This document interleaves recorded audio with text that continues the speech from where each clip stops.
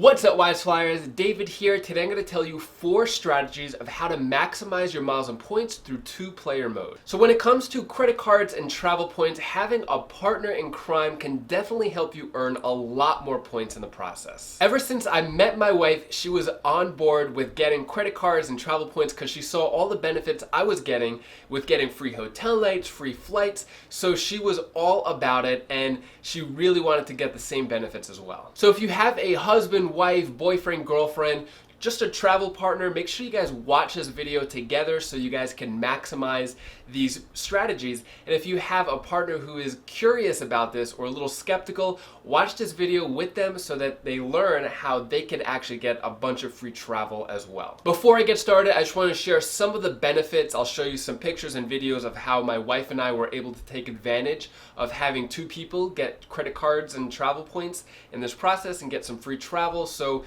we've gotten free hotel nights together. One of the ways is getting free anniversary award nights with cards like we did in Key West. She had one anniversary award night, I did. We combined them together to get a weekend.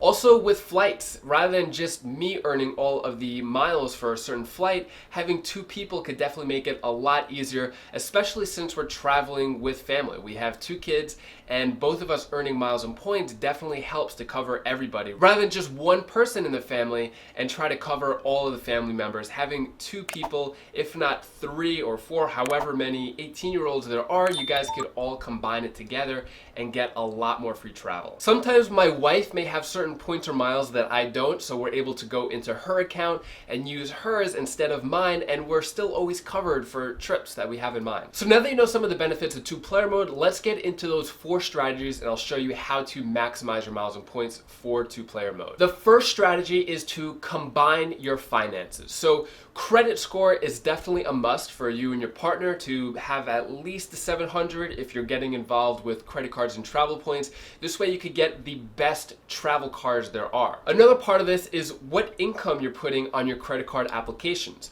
So if you and your partner, I'm just going to refer to it as partner, whether it's your wife, boyfriend, girlfriend, husband, whatever, just partner for the rest of this video, just to make things simple. So if you and your partner are paying the bills and you're living together and you're covering all the expenses, you could put both of your income combined on the credit card applications, because the higher the income on the credit card application, the higher the chances of approval. So if you're both contributing to the bills in the house, or if you have other people, anyone in the house in general, you could put the combined household income, since all the income is going to be covering all the bills in the house. Now it's important you don't lie for the income part. You don't want to make it higher if it's not true, but most of the time banks don't ask for any proof of income anyway, but still you just want to always be truthful in credit card applications. Also, when combining your finances, you want to put yourself in a position where you could both complete the minimum spending. If your partner is going for the minimum spending of a new card, or you are, if you could be able to put the household finances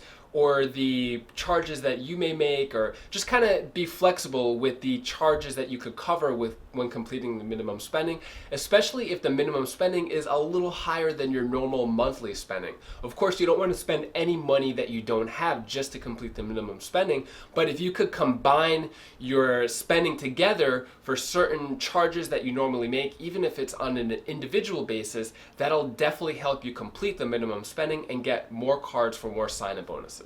The next strategy would be to stagger your credit card applications.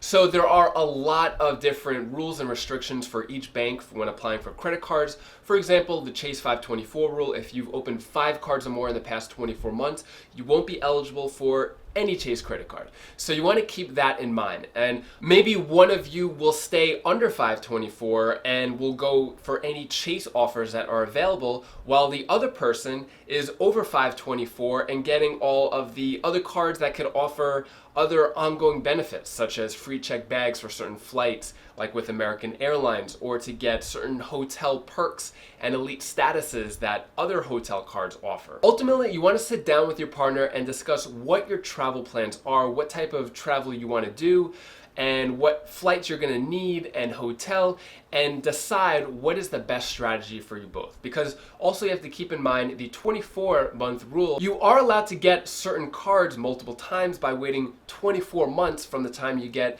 the sign-up bonus for that one card. So for example, if one person gets the City Premier card and you get the sign-up bonus, then in between that 24-month period, let's say 12 months later, your partner gets the City Premier as well, and then every 12 months, assuming the rules still apply that you could get the card every 24 months, then every 12 months you're getting the new City Premier sign-up bonus. So that's kind of a way that you could stagger the applications so that you could continuously get the sign-up bonus for certain cards over and over and over again every 12 months, 24 months. The next strategy is to avoid redundant fees. So if you're involved in the credit card game or getting involved in the credit card game, there are a lot of really valuable credit cards that offer a ton of benefits but also come with annual fees. If you and your partner plan on traveling long term together, then it may not be worth it for both of you to have these cards, also known as keeper cards, that have annual fees with ongoing benefits. Some of these annual fees are definitely worth paying year after year because you're going to get a lot of benefits from those annual fees, and you want to assess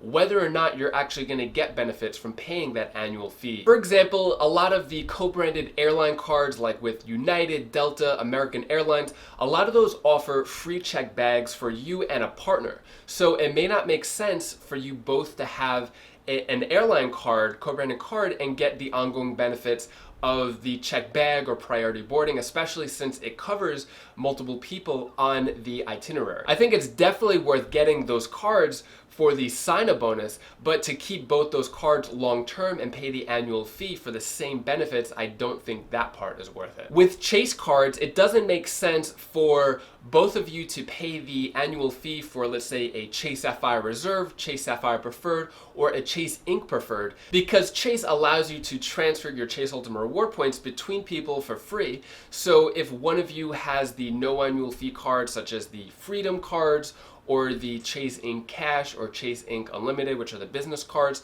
one person can have the no annual fee cards, and only one person needs to have the annual fee cards, such as the 3 cards I mentioned before. And if you do that strategy, one person can earn the Chase Ultimate Reward points, and then the other person could transfer them to partners to get the most value. Because with a card like the Chase Sapphire Reserve, when it comes to Priority Pass, you can use that for a partner. So both of you don't need to get the Chase Sapphire Reserve and pay that $450 annual fee, although it does come with a lot of benefits. Depending on what you're using, what you're not using, both of you, it may be redundant that both have that card. Now, where it does make sense where you're both paying the annual fee is for hotel co-branded cards, because with a lot of hotel cards, you're getting a free anniversary award night.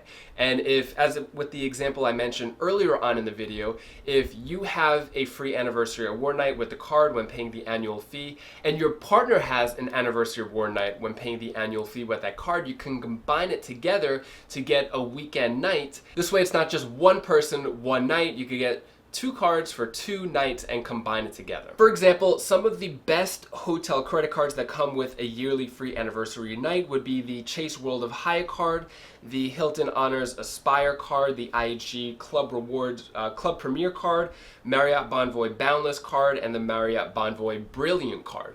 So these cards come with anniversary award nights at certain tiers, and you guys could just combine it together. The next strategy would be to increase your flexibility by pooling and transferring points. So when it comes to booking award flights, the flight may be 50,000 miles to book that flight, but if you only have 49,000 miles, you're out of luck and you can't book that flight. You could purchase miles for a flight, which can work, but you're not really getting good value. Sometimes it's good to purchase miles in a pinch, but you get a lot more value with this next method I'm talking about. The cheapest solution to add miles to someone's account is to have a bunch of different flexible currencies, such as Chase Ultimate Rewards, American Express membership rewards, Citi Thank You points, Marriott, sort of, but the top 3 are the best options to have. Since it's free and easy to transfer Chase Ultimate Reward points to its transfer partners, this could be a good strategy to combine your points together when you're going to book flights. Same thing applies for JetBlue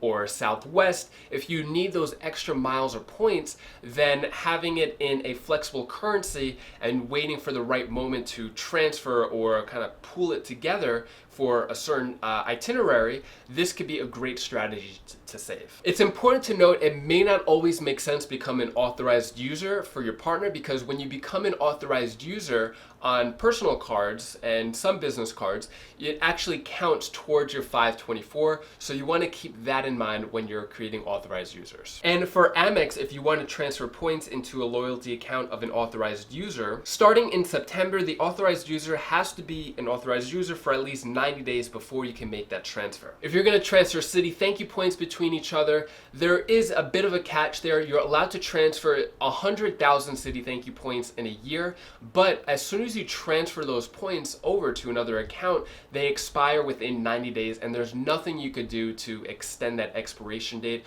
So if you have plans with Citi, then it makes sense to transfer. Don't just transfer just because without a plan. You want to make sure you're able to use those Citi Thank You points within 90 days. With Marriott points, you're allowed to transfer 100,000 points to a different account per calendar year, and it's completely free, and you're able to receive up to 500,000 Marriott points per calendar year. And Capital One Venture Miles are probably the easiest to move between different accounts because it's completely free and there are no limits. And if you want to learn more about hotel credit cards and getting anniversary award nights or other points and miles videos, you could click either one of these links over here, and I'll see you in the next video.